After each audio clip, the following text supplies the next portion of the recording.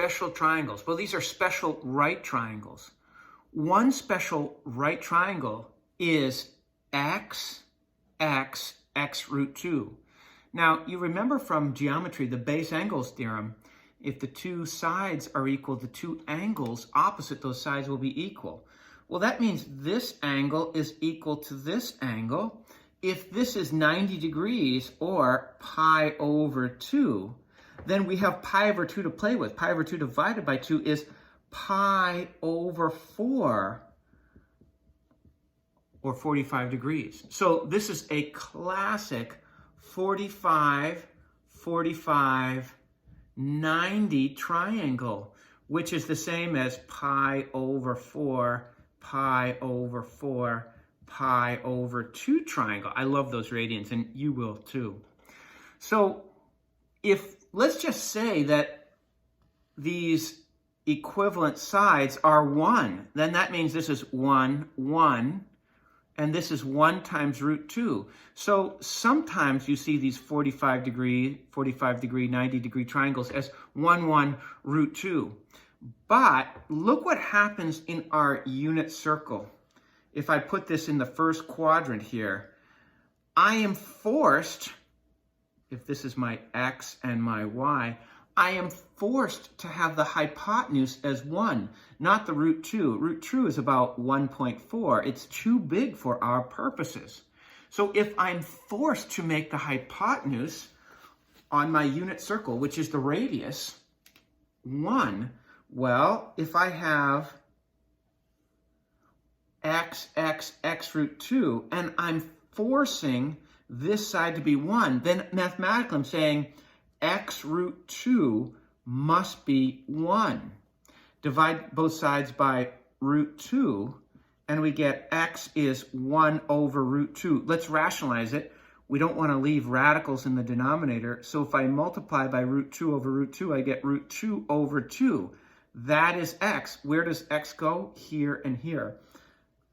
So this is the one that we'll be using a lot on the unit circle. 45 degrees. Now, don't forget that 45 degrees is pi over 4 and pi over 4. So when our angles are pi over 4, pi over 4, pi over 2, or 90 degrees, we'll be using this triangle. Root 2 over 2, root 2 over 2, 1. Our other special right triangle is the 30, 60, 90 right triangle. So if we have 30, 60, 90, no, that's the same as pi over 6, pi over 3, pi over 2 in radians. Well, across from the smallest side, we've got this side angle relationship. The smallest angle will be across from the smallest side. The medium angle is across from the medium side. Now, root 3 is bigger than 1, so x times root 3 will be bigger than x. And of course, 2x will be double what we have across from the smallest side, and that will be the hypotenuse. Hypotenuse is always the biggest side. Hypotenuse is found across from the right angle. So sometimes you'll see this triangle like this. If you make x1, then you have 1, root 3, 2. If I substitute a 1 in there, however, we run into the same trouble. If I'm on a unit circle, guys, the hypotenuse must be 1, not 2. So how do I get around that? Well, I don't want a hypotenuse of 2. I want it to be 1.